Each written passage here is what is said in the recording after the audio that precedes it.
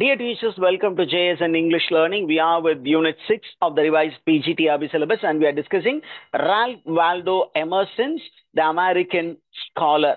The American Scholar in the last section, which deals with the duties of a scholar. And the duties of the scholar, போவதற்கு முன்பு ஒரு சின்னதா ஒரு reference கொடுத்திருக்கிறாரு. அங்க ரெண்டு நேம்ஸ் கொடுத்திருக்காரு.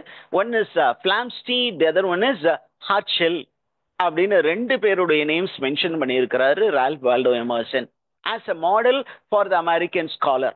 என்ன அப்படின்னா அந்த ரெண்டு பேரு, ஒன்னு வந்து John Flamsteed, the other one is William Herschel. இவங்க ரெண்டு பேரும் யாரு அப்படின்னு தே ஆர் அஸ்ட்ரானமர்ஸ். இந்த அஸ்ட்ரானமர்ஸை ஏன் இங்கே ஒரு ரெஃபரன்ஸா கொடுக்குறாரு அப்படின்னு கேட்டீங்கன்னா, இவங்க ரெண்டு பேரும் என்ன பண்ணாங்கன்னா, they did not completely rely on the traditional knowledge. அந்த ட்ரெடிஷனல் நாலேஜ் ஏற்கனவே புத்தகத்தில் இருந்த அந்த அறிவை மட்டுமே நம்பி இவர்கள் என்ன பண்ணல, டிராவல் பண்ணல. அதையும் கற்றுக்கொண்டார்கள். அதை தாண்டி இந்த உலகத்தை அவர்கள் உற்று நோக்கினார்கள். அந்த உலகத்தை உற்று நோக்கினார்கள். புத்தகத்திலிருந்து வரக்கூடிய அறிவையும் சேர்த்து கொண்டு அதோட அவங்க என்ன பண்ணாங்கன்னா, தங்களுடைய கியூரியாசிட்டி இருக்கு இல்லையா, கியூரியாசிட்டினா தமிழ்ல என்னன்னு சொல்லுவோம் டீச்சர்ஸ்? ஆர்வம். தங்களுடைய ஆர்வத்தை முன்னிறுத்தி பயணித்து பெரிய மனிதர்கள் ஆனார்கள். அந்த மாதிரி தான் ஒரு அமெரிக்கன் ஸ்காலரும் என்ன பண்ணணும், தனது ஆர்வத்தை முன்னிறுத்தியே அவன் செல்ல வேண்டும். அப்படி முன்னிறுத்தி போகும்போது அவன் என்ன பண்ணுவான், புதியதான விஷயங்களை இந்த உலகத்திற்கு கொடுப்பான் அப்படின்னு சொல்லிட்டு ஒரு ஸ்காலர்னா இப்படிதான் சார் இருக்கணும். என்ன பண்ணணும், அவன் வெறும் புத்தக புழுவாக மட்டும் இருக்கக்கூடாது, புத்தகத்தையும் வாசிக்க வேண்டும். அதில் இருக்கிற முக்கியமான கூறுகளை மட்டும் எடுத்துக்கொள்ளுங்கள், நம்பர் ஒன். ரெண்டாவது, இயற்கையை பாருங்க, இயற்கையிலிருந்து எப்படி அங்க ஹார்மனி இருக்கோ, எப்படி அந்த ஒத்திசைவு இருக்கிறதோ அதையும் கற்றுக்கொள்ளுங்கள். அதோடு உங்களுடைய கியூரியாசிட்டியை எப்பொழுதுமே கீப் இட் அலைவ். உங்ககிட்ட இருக்க தேடல் என்ற தேடல் உள்ள உயிர்களுக்கே தினமும் பசி எடுக்கும். தேடல் என்பது உள்ளவரை வாழ்வில் ருசி இருக்கும் அப்படின்னு ஒரு தேடல் இருக்கணும், அறிவு தேடல் இருக்கணும். அந்த தேடலோடு இருக்கிறது தான் ஒரு அமெரிக்கன் ஸ்காலர் அப்படின்னு சொல்லிட்டு ரெண்டு விஷயம். எப்படின்னா, ஒரு அமெரிக்கன் ஸ்காலர் எப்படி இருக்கணும், மேன் திங்கிங்கா இருக்கணும். ரெண்டாவது, தன்னை அவன் நம்ப வேண்டும். ஏன் நம்மளை நம்பணும் அப்படின்னு கேட்டீங்கன்னா, தன்னை நம்புபவன் எப்போதும் அடுத்தவனை சார்ந்து இருக்க மாட்டான். அடுத்தவனை சார்ந்து இருக்கிறது அப்படின்னா ஓரளவுக்கு நம்ம சார்ந்து இருந்து தான் ஆகணும் இந்த உலகத்துல. ஏன் அப்படின்னா, the whole world is a web. ஒன்று என்றொன்றை சார்ந்து தான் இருக்கணும். ஆனா too much dependence is bad. Who will be very much dependent on others அப்படின்னா, one who does not trust himself, his abilities. தன்னுடைய எபிலிட்டிஸை நம்பாதவன், தன் மீது நம்பிக்கை இல்லாதவன் தான் அடுத்தனை சார்ந்து இருப்பான். ஒரு அமெரிக்கன் ஸ்காலர் தன்னை நம்புவனாக இருக்க வேண்டும். தனது எபிலிட்டிஸை நம்பணும், தனது ஸ்கில் செட்ஸை நம்பணும். ரெண்டாவது, அவன் எப்படி இருக்கணும் பாருங்க. அடுத்தது, he should have a balanced view about everything. அவனுக்கு ஒரு பேலன்ஸ்டு வியூ இருக்கணும். அவனுடைய அப்ரோச் எப்படி இருக்கணுமா, he should be very very objective. Objective அப்படின்னா அந்த prejudiceக்கு இடம் கொடுக்க கூடாது, முற்சார்பு எண்ணத்திற்கு இடம் கொடாதவனாக இருக்க வேண்டும். சரி, ஒரு அமெரிக்கன் ஸ்காலருக்கு எமோஷன் முக்கியமா ரீசன் முக்கியமா அப்படின்னா, எமோஷன் கொஞ்சம் அளவுக்கு முக்கியம். ஆனா இமோஷனை விட எது அதிகம் முக்கியம், ரீசன் ரொம்ப ரொம்ப முக்கியம். அதே நேரத்துல an American scholar should not go just by appearance. appearance-ஐ பார்த்து ஏமாறாதவனாக இருக்க வேண்டும். அடுத்தது ரொம்ப முக்கியமான குவாலிட்டிஸ் அப்படியே லிஸ்ட் அவுட் மட்டும் பண்ணி போயிட்டே இருப்போம். என்ன அப்படின்னு கேட்டீங்கன்னா, he should indulge in introspection. இன்ட்ராஸ்பெக்ஷன்னா தனது முன்பு வரக்கூடிய விஷயங்களை சீர்தூக்கி பார்க்க கற்றுக்கொள்ள வேண்டும். அப்படியே வெளிப்புற தோற்றத்தை மட்டும் பார்க்காம அந்த வெளிப்புற தோற்றத்துக்கு பின்பு என்ன இருக்கிறது என்பதை பார்க்க வேண்டும். தனக்கு ஒரு திடீர்னு ஒரு தூண்டல் வருது அப்படின்னா அந்த தூண்டலை இன்னும் கொஞ்சம் ஆய்வுக்கு உட்படுத்த வேண்டும். அதே நேரத்துல உனக்கு உண்மைன்னு தெரிஞ்சிச்சுன்னா அதை உறக்க பேசுபவனா இருக்க வேண்டும். உண்மையை பேசுறதுனால என்ன பிரச்சனை வரும் அப்படின்னு பயந்துகிட்டு இருக்க கூடாது. அப்ப அவன் எப்படி இருக்கும், ஒரு ஸ்பிரிட் மாதிரி இருக்கணும். எப்படி ஒரு ஸ்பிரிட் வந்து எப்படி இருக்கும், ஃப்ரீயா இருக்கும், அன்கண்ட்ரோல்டா இருக்கும், வைல்டா இருக்குமோ அதே போல இவரும் எப்படி இருக்கணும்,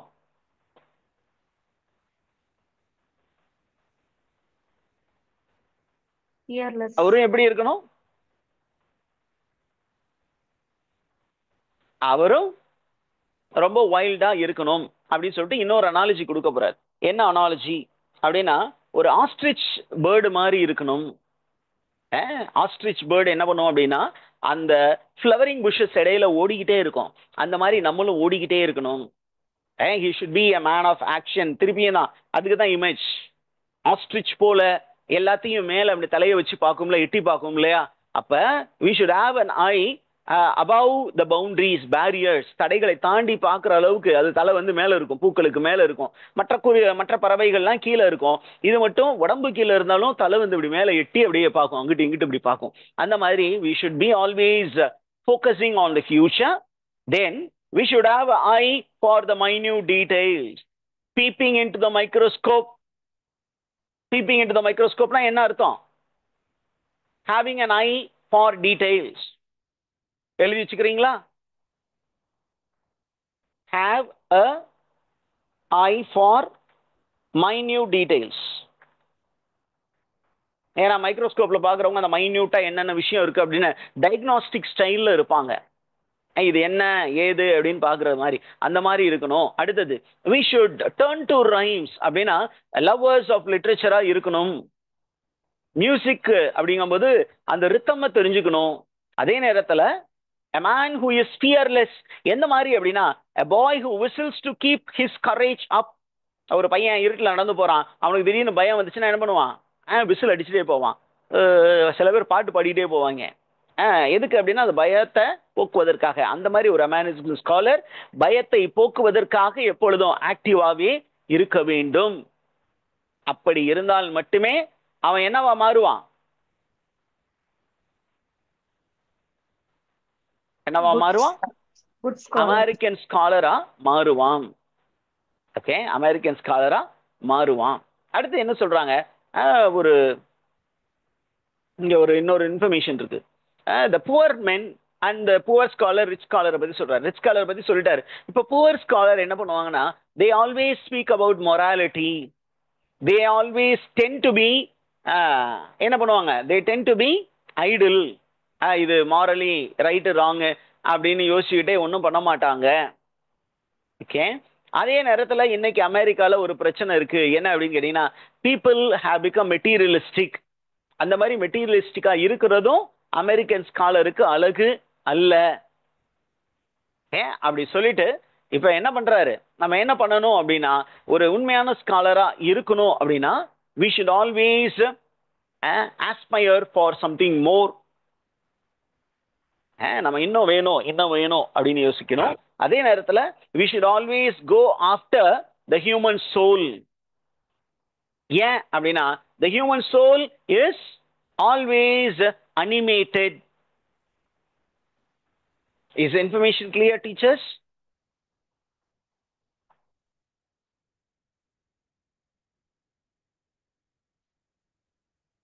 இந்த இன்ஃபர்மேஷன் புரிந்ததா?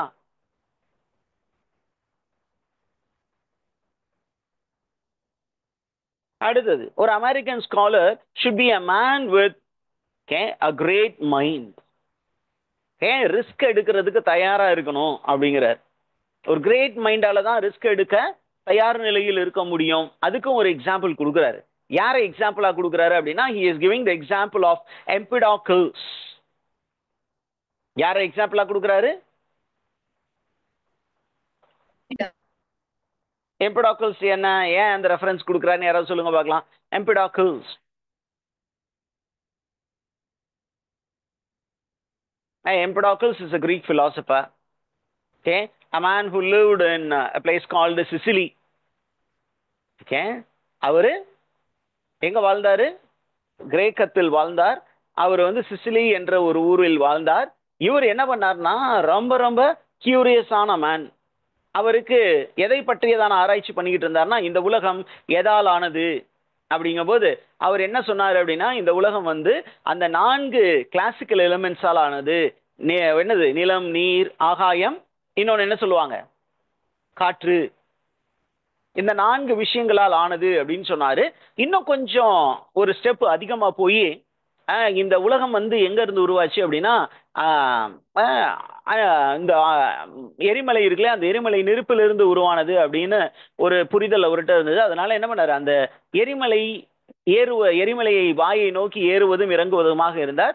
ஒரு நாள் என்ன பண்ணாரு, தன்னுடைய ஆன்மாவை புதுப்பித்து வேற ஒரு ரூபத்திற்கு நான் மாற போறேன் அப்படின்னு சொல்லிட்டு என்ன பண்ணாரு, அந்த மவுண்ட் எட்னாவின் எரிமலை குழம்பினுள் வீழ்ந்து மாண்டு போனார். இந்த மாதிரி ரிஸ்க் எடுக்கிறதுக்கும் ஒரு ஸ்காலர் தயாரா இருக்கணும். என்ன ஆகும்னு பயம் இல்லாமல் துணிச்சலோடு ஒரு விஷயத்தை செய்யறது. அப்படி துணிச்சலோடு ஒரு விஷயம் செய்யும் போதுதான் தெரிஞ்சுக்கிட்டாங்க இந்த உலகம், உள்ள விழுந்தோம்னா செத்து போயிருவோம் அப்படின்ட்டு. அப்ப செஞ்சு பார்ப்போமே, instead of being inactive, let's do something and see what best we can give to the world அப்படின்னு சொல்லிட்டு he is going to present us how scholars evolved in the world down the ages. இந்த scholars எல்லாம் இந்த உலகத்தில் எவ்வாறு உருவானார்கள் அப்படின்னு ஒரு அப்படியே ஹிஸ்டாரிக்கல் ஸ்டடி பண்ண போறார். அப்ப என்ன சொல்றாரு அப்படின்னா, இந்த உலகம் நிறைய ஜீனியஸை பார்த்துருக்கு. அப்ப 3 விதமா அந்த ஜீனியஸை பார்த்துருக்கு. ஒன்னு the Greek genius, it's called the classic genius. அதுக்கப்புறம் romantic genius. The third one is philosophical genius. Greek age, classical ageல genius, romantic ageல ஒரு genius, reflective ageல ஒரு genius. இது வேற மாதிரி சொல்லணும்னா, ஒரு மனிதன் வளரும் போது அவனுக்கு நிறைய பருவங்கள் இருக்கு.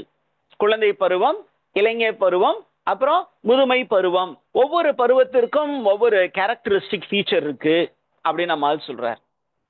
என்ன ஃபீச்சர்? நம்ம பாயா இருக்கும்போது அதை எதுக்கு ஈக்குவேட் பண்றாரு அப்படின்னா, அந்த கிளாசிக்கல் பீரியடுக்கு ஈக்குவேட் பண்றாரு. Classical period in history. என்ன சார் அப்படின்னா, நீங்க ஏன்ஷியன்ட் வெஸ்டர்ன் பிலாசபி அப்படின்னு ஒரு பேப்பர் இருக்கு. அந்த பேப்பர்ல போய் பாத்தீங்கன்னா, இந்த ஏன்ஷியன்ட் வெஸ்டர்ன் பிலாசபி எப்படிப்பட்டவங்களா இருந்தாங்கன்னா, they were filled with the feeling of awe and wonder.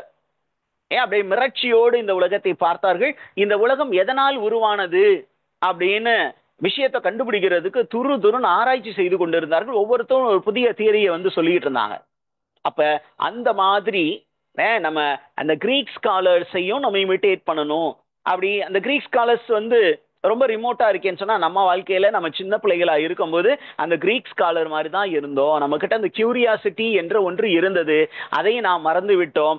மீண்டும் அந்த கியூரியாசிட்டியை நம்ம தட்டி எழுப்பணும். அப்படி தட்டி எழுப்பி உள்ளே வைத்திருப்பவன் தான் அமெரிக்கன் ஸ்காலர். இந்த கான்செப்ட் புரிஞ்சுதா டீச்சர்ஸ்?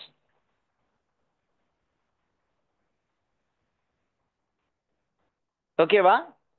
அந்த பாயிஷ் குவாலிட்டி ஆஃப் கியூரியாசிட்டி. கியூரியாசிட்டினா தமிழ்ல என்ன டீச்சர்ஸ்? ஆர்வம். அந்த ஆர்வத்தின் தணலை நாம் அப்படியே அணையாமல் காத்து கொள்வோமாக அப்படின்னு சொல்றார். ரெண்டாவது, நம்ம இளமை பருவத்தில் என்ன பண்ணுவோம் அப்படின்னா, we will be very very adventurous. romanticism speaks about adventure. அதே மாதிரி தான் நம்ம அந்த அட்வென்ச்சர் ஸ்பிரிட்டை நம்ம என்ன பண்ணிட்டோம், ரிஸ்க், அதோட அட்வென்ச்சரோட ரிஸ்க்கும் சேர்ந்துருக்கும். இது ரெண்டும் நமக்கு ஒரு ஸ்டேஜில் ரொம்ப பிடிச்சிருந்தாலும் அதை தாண்டி அதை ஓரமாக கட்டி வச்சிருவோம். அதையும் நம்ம ரீட்டைன் பண்ணணும். மூணாவது, we should also have the quality of an adult. நம்ம யங்ஸ்டர் இருக்கும்போது ஒன்றும் கவலைப்பட மாட்டோம். நம்ம கொஞ்சம் அடல்ட் ஆகும்போது என்ன பண்ணுவோம், நமக்கு கீழே இருக்கிறவங்கள கண்ட்ரோல்குள்ள வச்சிருக்கணும்னு நினைப்போம். ஏன்? நம்ம செஞ்ச தப்புல இருந்து பாடம் கத்திருப்போம். That is called reflective or introspective. Okay, so this age, the present age, adult age, Americans age is called the age of introversion. The present age is called the age of introversion. இந்த ஏஜ்ல என்ன பண்ணிட்டு இருக்கோம், நம்ம ரொம்ப reflect பண்ணிக்கிட்டே இருக்கோம், ஆக்ஷன்ல குதிக்கல. யாரு மாதிரி யோசிச்சுக்கிட்டு இருக்கோம், ரிஃப்ளெக்ட் பண்ணிக்கிட்டே இருக்கோம்னா, ஹாம்லெட் மாதிரி. இங்க பாருங்க, ஒரு ஷேக்ஸ்பியர் ரெஃபரன்ஸ் வைக்கிறாரு. ஹாம்லெட்டோட பிரச்சனை என்ன? அவன் யோசிச்சுக்கிட்டே இருந்தான். he was procrastinating. இன்னைக்கு செய்ய வேண்டியதை இப்ப செய்ய வேண்டியதை நாளைக்கு நாளைக்கு நாளைக்குன்னு தள்ளி போட்டான். அந்த பிளேல நீங்க பாத்தீங்கன்னா, அவனுடைய ஃபாதர் கோஸ்ட் சொல்லுது, டே மகனே, நான் இயற்கையா சாகலடா, உன்னுடைய சித்தப்பன் என் காதுல பாம்பு மருந்தை ஊத்திட்டான்டா, பாம்பு விஷத்தை ஊத்திட்டான்டா, நான் துடிச்சு சத்தம் தெரியுமா? எனக்கு நீ உண்மையான என அன்பு செய்யக்கூடிய மகனா இருந்தா உன்னுடைய சித்தப்பனை கொல்லு. சரிப்பா, கொன்றுவான். அப்படிங்கும்போது இவனுக்கு அம்மா மேல அதீதப்பற்று. அப்ப அந்த ஃபாதருடைய கோஸ்ட் சொல்லுது, உங்க அம்மா அந்த மார்னிங் பீரியடு முடிஞ்சும் முடியாதுமா ஒரு சித்தம்மனை கல்யாணம் பண்ணிக்கிட்டா, அவளையும் போட்டு தள்ளு. இப்ப நம்மால ஜெர்மன் ஸ்காலர், பயங்கரமா படிச்சவன், விட்டன்பர்க் யூனிவர்சிட்டியில படிச்சவன், அங்கிருந்து டென்மார்க்குக்கு வந்திருக்கான் பிரின்ஸ். அப்ப அவனுக்கு இப்ப அந்த கோஸ்ட் மேல கொஞ்சம், ஏன்னா அம்மா மேல உள்ள அதீத பற்றுனால அந்த கோஸ்ட டவுட் பண்ண ஆரம்பிக்கிறான். இந்த கோஸ்டா இல்ல என்னுடைய மைண்ட் இப்படி என்கிட்ட எல்லாம் சொல்லுதா அப்படின்னு சொல்லிட்டு என்ன பண்றான், அவனுக்கு கிடைத்த வாய்ப்புகள் எல்லாம் தவற விட்டு விட்டு ஏறக்குறைய 4 ஆக்ட்ல 3 சான்ஸ் கிடைக்குது கிங் கிளாடியஸ் கொல்றதுக்கு அங்கிள். ஆனா கொல்ல மாட்டேங்கிறான். அதுக்கு ஒவ்வொன்றுக்கும் ஒரு ரீசன் சொல்லுவான். ஏன் அவன் பயங்கரமான புத்திக்காரன். புத்திக்காரன் எப்பொழுதுமே செயல்ல இறங்க மாட்டான், மட்டா இருப்பான். ஆனா படிக்காதவன் இருப்பான். ஏன் டீ கடையில வேலை செஞ்சவனா இருப்பான், தக்காளி வித்துக்கிட்டு இருந்தவனா இருப்பான். அவன் பார்த்தீங்கன்னா மேன் ஆஃப் ஆக்ஷனா இருப்பான். ஏன் அவன் இறங்கணும்னு சப்பு சப்புன்னு 4 அடி அடிப்பான், டக்கு டக்குன்னு ஒரு டிசிஷன் எடுப்பான். ஆனா நம்ம படிச்சவங்க அந்த மாதிரி பண்ண மாட்டோம். ரொம்ப யோசிப்போம், பெரிய மண்டகாரன் இல்ல, அதனால யோசிப்போம். அப்ப ஹாம்லெட் என்ன பண்ணா அப்படின்னா 5வது ஆக்ட்ல தான், ஃபர்ஸ்ட் ஆக்ட் 1 ஆக்ட் 5 சீன் 1ல என்ன பண்றான், ரெடினஸ் இஸ் ஆல் இன்னமேட்டுக்கு நோ இன்ஆக்டிவிட்டி ஆக்டிவிட்டி அப்படிங்கிறான். செகண்ட் ஆக்ட்ல அவனையும் போட்டு தள்ளி அவனும் சாகுற மாதிரி ஒரு சுச்சுவேஷன் வருது. அப்ப என்ன சொல்றாரு, we should not be always be like Hamlets, inactive, we should become men of action அப்படின்னு சொல்லிட்டு இவர் என்ன சொல்றாரு, it is time to make a new beginning. We should all become scholars. Is the information clear, teachers?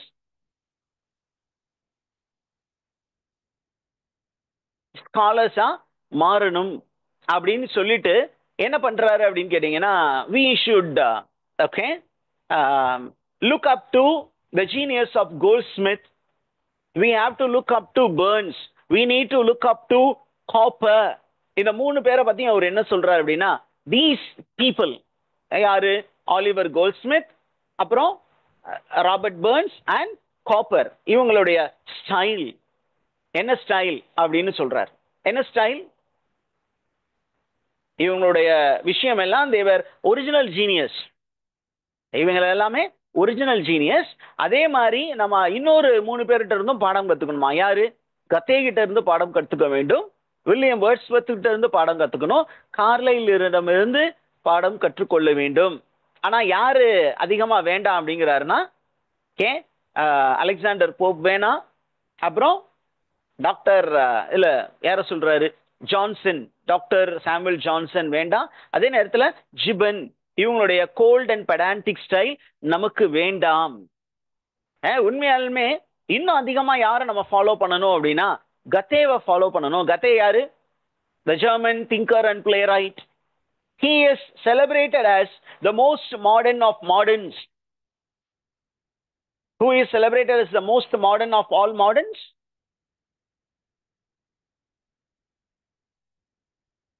கத்தே. Goethe the German.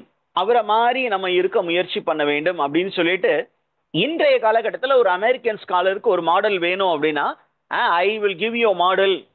யார் அந்த model அப்படின்னா, it is Emanuel Swedenborg, who is a model for the American scholar. Who is the model for an American scholar, teachers?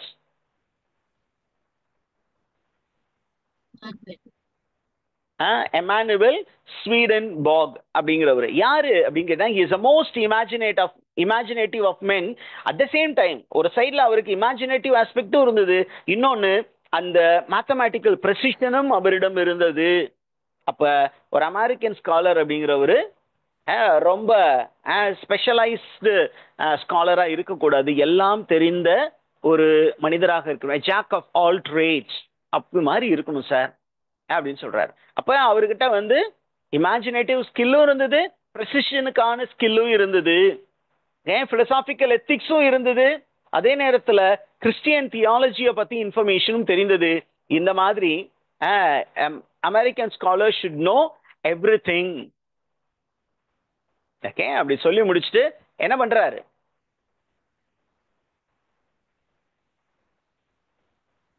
Okay என்ன சொல்ல வர்றாரு அப்படின்னு கேட்டீங்கன்னா, இன்று அமெரிக்கால ஒரு பெரிய பிரச்சனை இருக்கு அப்படின்னு திருப்பியும் அதை பழைய கதைக்கு தான் போறாரு. என்ன சொல்றாரு, இன்னைக்கு அமெரிக்கால ஒரு தனி மனிதரை நம்ம செலிப்ரேட் பண்றோம், அப்படி செலிப்ரேட் பண்ணக்கூடாது. யாரை செலிப்ரேட் பண்ணக்கூடாது, ஒரு இண்டிவிஜுவலை மட்டும் செலிப்ரேட் பண்ணக்கூடாது. Individuals make up a nation, so the nation should be celebrated. Okay, யாரை செலிப்ரேட் பண்ணணும்? நேஷன். அதுக்கு ஒரு எக்ஸாம்பிளா கொடுக்கிறது writer by name Pestalozzi. Pestalozzi அப்படிங்கிற ஒரு ரைட்டர் என்ன சொல்லியிருக்காரு அப்படின்னா, கொஞ்சம் மெலன்காலிக் டோன்ல என்ன சொல்லியிருக்கிறான்னா, no man is greater before God. அப்ப nation is more important than the university. அப்ப ஒரு அமெரிக்கன் ஸ்காலர் எப்படி இருக்கணும்? an American scholar should be an individual, but he should be a representative of a nation. He should be a university of knowledges, not knowledge. எல்லா நாலேஜும் அவனுக்கு தெரிந்திருக்க வேண்டும். Okay, அப்ப ஒரு அமெரிக்கன் ஸ்காலர் ஃபைனலா வந்துட்டாரு. ஒரு அமெரிக்கன் ஸ்காலர் எப்படி இருக்கக்கூடாது அப்படின்னு கேட்டீங்கன்னா, அமெரிக்கன் ஸ்காலர் அவரு ஒரு ஃப்ரீ மேனா இருக்கணும். he should not be timid. Timid அப்படின்னா ரொம்ப வீக்கா, ரொம்ப பயந்து சுவாபம் உள்ளவரா இருக்கக்கூடாது. அவரு இமிட்டேட்டிவா இருக்கக்கூடாது, அடுத்தவனை காப்பி அடிக்கிறவனா இருக்கக்கூடாது. ரொம்ப டேம், ரொம்ப மைல்டா இருக்கக்கூடாது. கொஞ்சம் வைல்டா இருந்தா தப்பே கிடையாது. ஓகே, அதே நேரத்துல ஒரு அமெரிக்கன் ஸ்காலர் என்னவா இருக்கக்கூடாது? he should be decent, but he should not be indolent. indolentனா லேசி. அதே நேரத்துல he should not be complacent. what do you mean by complacent? Complacent, a man who tries to please others. We need not please others. யாரையும் please பண்ணுங்கிறது நம்முடைய நோக்கம் அல்ல. அப்படி இருக்கிறவன் American ஸ்காலரா இருக்க முடியாது. நீ உன்னை மட்டும் ப்ளீஸ் பண்ணா போதும், உனக்கு உண்மை உள்ளவனாக இருந்தால் போதும். Is the information clear, teachers? The last one, ஏறக்குறைய அந்த லாஸ்ட் ஒரு 2 இம்பார்ட்டன்ட் ஃபைண்டிங் மட்டும் சொல்லிட்டு போயிடுவோம். என்ன அப்படின்னா, an American scholar should be free. ஃப்ரீங்கும் போது ஃப்ரீ டு டூ வாட்? என்ன செய்வதற்கு அவன் ஃப்ரீயா இருக்கணும்? Free to walk on his own leg as he wish in his following his own instinct. அவன் எந்த திசையை நோக்கி போகணும் அப்படின்னு மற்றவன் சொல்லி அவன் போகக்கூடாது. அவனுக்கு உள்ளுணர்வு என்ன சொல்லுதோ, இந்த திசையை நோக்கி போகணும்னு சொல்லுதா, அதை நோக்கி அவன் போகட்டும். 2வது, he should work with his own hands. அவன் தனது கையை வைத்து அப்படின்னா தன்னை மட்டுமே நம்பி தன்னுடைய திறமையை மட்டுமே மூலதனமாக வைத்து அவன் வேலை செய்ய வேண்டும். அடுத்தது, he should speak with our mind. அவன் என்ன யோசிக்கிறானோ அதை கைட்லைன்ஸா வச்சுக்கிட்டு அவன் போகணும். அப்ப ஃபைனல் சம்மேட்டிவ் ஸ்டேட்மெண்டா சொன்னா, an American scholar is a nation of men who believe in himself and who is inspired by the divine soul which inspires all men. அப்ப அவர் inspired மேனா இருக்கணும். தன்னை ஒரு தான் அப்படிங்கிற ஒரு நினைப்பு இல்லாம நாம் அப்படிங்கிற ஒரு நினைப்போடு, ஒரு தேசம் என்ற நினைப்போடு என்ன பண்ணோம்? இந்த தேசத்தை மாற்ற வேண்டும், இந்த தேசத்தின் எதிர்காலத்தை பெரிய அளவுக்கு உருவாக்க வேண்டும் என்று ஒரு ஆக்ஷன் ஓரியன்டட் கேரக்டரா ஒரு அமெரிக்கன் ஸ்காலரா மாறணும். இதை மைண்ட்ல வச்சுக்கிட்டு எல்லா எஜுகேஷன் இன்ஸ்டிடியூஷன்ஸும் என்ன பண்ணும்? ஒரு அமெரிக்கன் ஸ்காலர் உருவாக்கணும். ஸ்பெஷலைசேஷன் வேண்டாம் சார், எல்லா நாலேஜஸும் தெரிகிற அளவுக்கு ஒரு ஸ்காலரை நாம் உருவாக்க வேண்டும். அப்படிப்பட்ட ஸ்காலரால தான் அமெரிக்கா என்பது ஒரு தனியான தேசமாக உருவாகும். இல்லைன்னா அது ஒரு அடிமை தேசமாகவே இருக்கும்னு சொல்லி இந்த எஸ்ஸேவை முடிக்கிறார். அதுதான் American scholar teachers. We have completed this essay. Do you have any question, teachers?